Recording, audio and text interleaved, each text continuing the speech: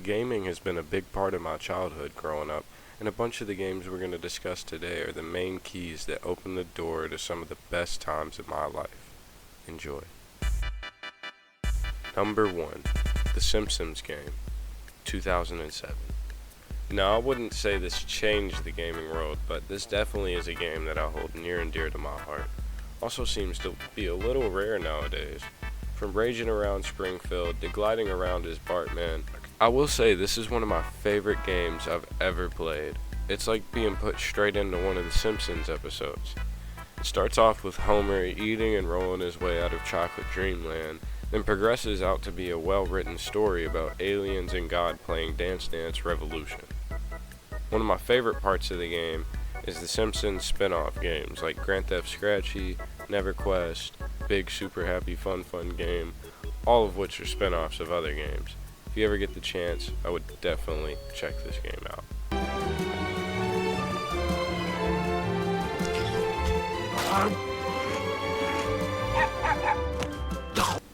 Number 2. Minecraft 2009. Take a moment to take in the glorious sound that is the Minecraft soundtrack. What isn't there to say about this game? What started as a simple game about blocks evolved into something more about creation and adventure. Minecraft is one of the very few games I remember my very first time playing. I remember my brother had brought it over, and we were supposed to play split screen, but we didn't have an HDMI TV. We still had that box TV, you know what I'm saying? So he let me play in creative, and I remember first booting up the game, seeing the castle tutorial world, and hearing the music. It honestly brings me back.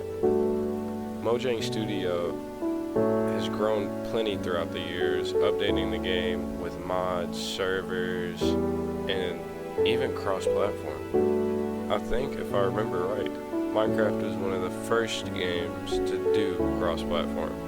This is a game I'm sure many people have heard of, and many people have enjoyed, just as I have. Number 3. Lego Batman the video game. I feel like this one really isn't talked about as much anymore, and to be fair, it is getting old. First off, let me start by saying the atmosphere in this game is absolutely amazing. I mean, just look at the grim streets of Gotham, to the neon ice cream facility that Mr. Freeze owns. I could go on and on about how crazy the level design and graphic design in this game is, but I'd also like to talk about the soundtrack, and by God does it slap. Some of the best stuff I've ever heard in a children's game, honestly. From driving through Gotham like a madman with Riddler's vans cabled to the Batmobile, and hopping in the Batboat to take out Penguin's submarine, this game honestly has some of the craziest stuff you can get into it, especially for the time. Oh, and did I mention the characters don't talk in this game? Yeah, they just kind of grunt and mumble.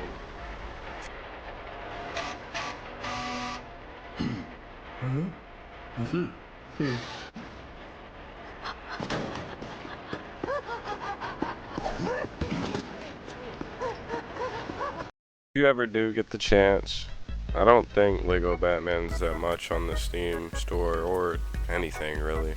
I'd definitely give it a try if you haven't already. Number 4. Jet Set Radio. This game came out on June 29th, 2000. A game about a gang of street punks being menaces and taking over the city with their sick tricks on roller skates, which yes, was the thing in the early 2000s, and graffiti. That's right, tag up the whole city with your heart's content, because that's what this game's all about. Oh, and music of course. Mostly consisting of J-pop rock and acid jazz, this is definitely the game to jam to. Jet Set Radio was actually pretty controversial at the time. Sega had held a graffiti competition for people to submit their own pieces of graffiti to. 5 finalists were chosen and flown out to San Francisco to paint graffiti pieces on a canvas for $5,000. The mayor of San Francisco tried to put a stop to this contest, but Sega had a permit to let it go through. Many have tried to copy the style, and maybe some have, but no one has done better than Jet Set Radio. Number 5. Left 4 Dead 2. I saved this game for last, and for good reason. This is an absolute classic. What started off making people think the game was going to be a junky cash grab exploded with huge hordes of zombies and great variety of weapons and characters. This game still stands top of the throne when it comes to zombie shooter games. The game starts off with a cool cinematic giving a nice shot of the characters and giving a throw at what might be to come. Doors exploding, buildings burning, and oh, did I mention the special infected?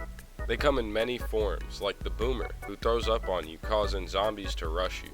Then there's the Diddy Diddler, aka the Smoker. This dude pretty much violates you with his tongue. There's also the Tank, which is honestly just terrifying. He's huge and throws cars everywhere, scary music starts playing. He's really just a bad vibe. Now I wouldn't just bring up scary without bringing up the Witch. Anytime you come across these things, it's better off not to fight them. They're terrifying, down you in one tap. The Witch is just bad news all around. Fun fact, on the map The Passing, where you get to meet with the old crew and they help you out, you can find a witch in distress after her wedding day. It's actually pretty sad. The map design in this game is unlike any I've ever seen. From obstacles changing each time you play, to rocking out on stage fighting tanks while waiting for helicopters to save you. You'll find yourself going through swamps, carnivals, burning buildings, and much more in Left 4 Dead 2.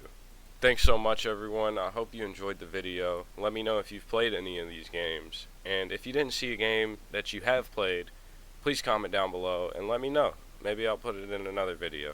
Until then, see y'all. Peace.